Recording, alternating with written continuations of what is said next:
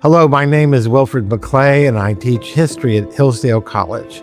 My assignment today is to relate the story of how the American Revolution began with the dramatic clashes between British regular troops and American militiamen in the New England towns of Lexington and Concord on April 19th, 1775, 250 years ago today.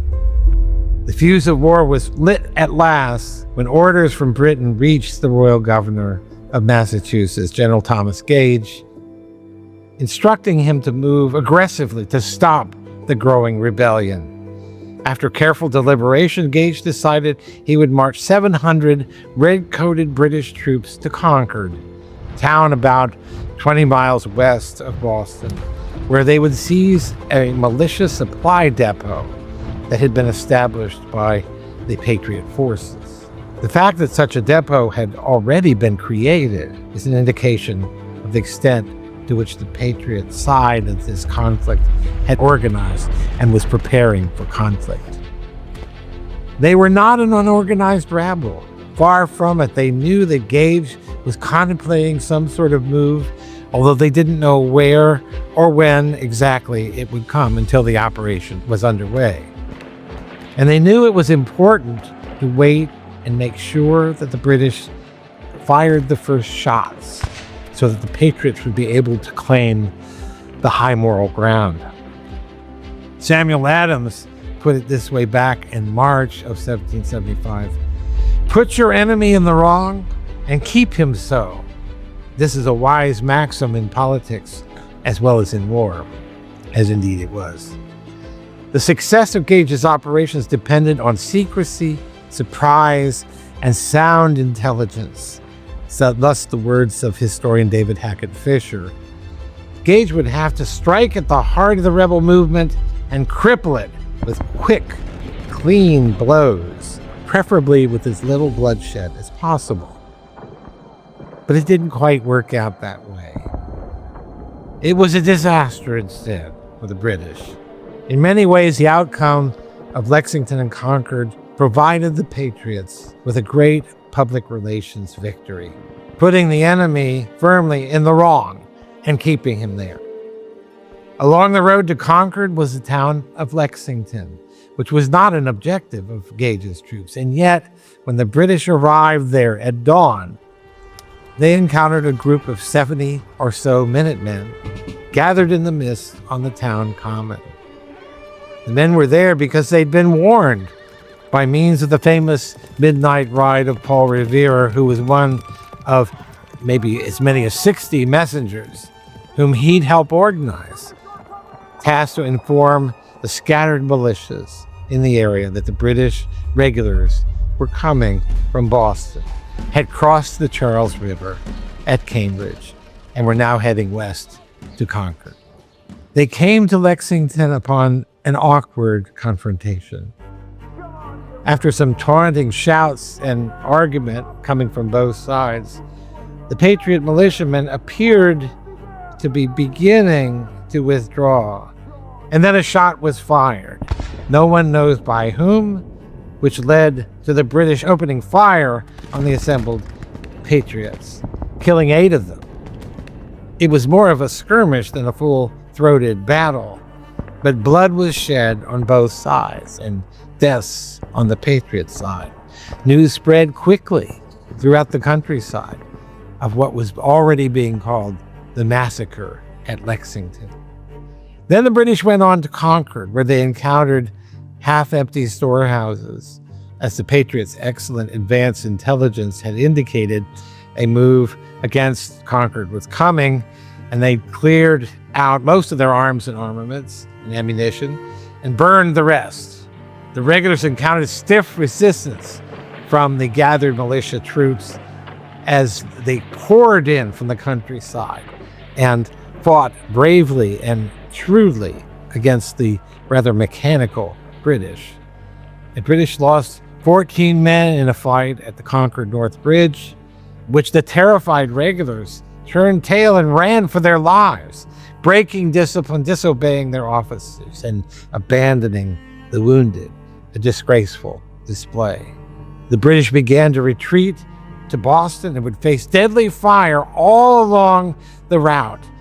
Bloody sniper fire. They were outnumbered, outmaneuvered at every turn. In the end, they limped back to Boston, having lost 3 times as many men as the Americans. And so the war had begun.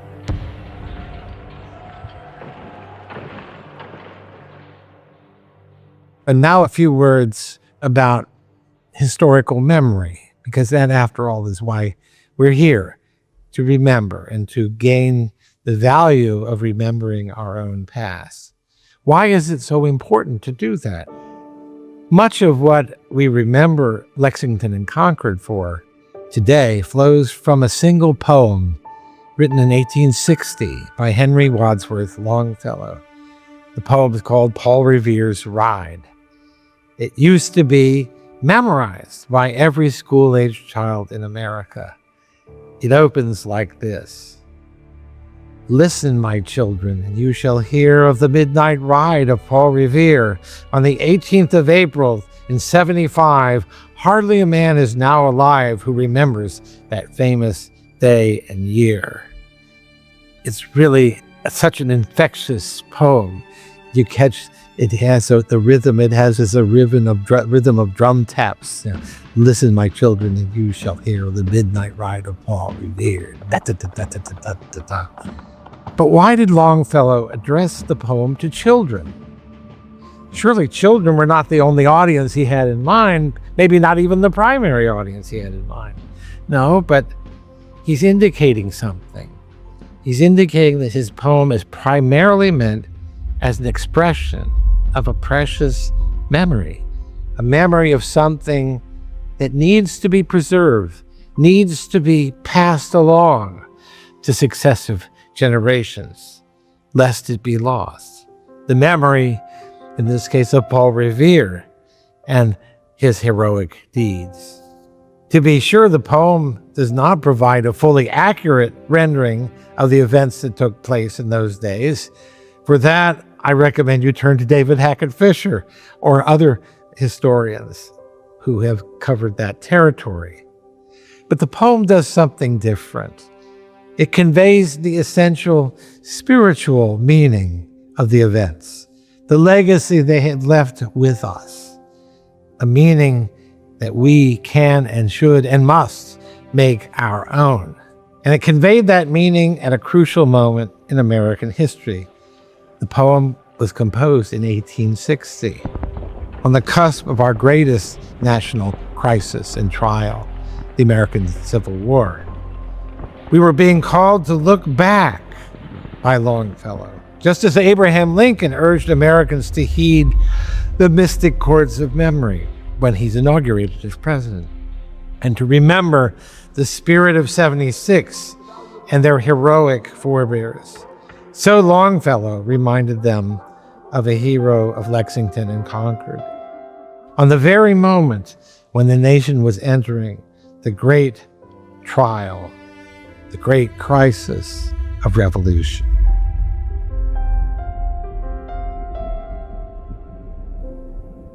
The poem concludes, too, with a haunting prediction that speaks to our moment as well. And let me close with that. For born on the night wind of the past, through all our history to the last, in the hour of darkness and peril and need, the people will waken and listen to hear the hurrying hoofbeats of that steed and the midnight message of Paul Revere. If Longfellow's right, the deeds of Lexington and Concord exemplified enduring qualities of the character of the American people that will continue to manifest themselves if we have the willingness to call on those memories, the capacity to respond to darkness with light, to peril with energy and determination, buoyed by the knowledge that others have done these things before us, and in a sense, for us. What was done before can be done again. Thank you.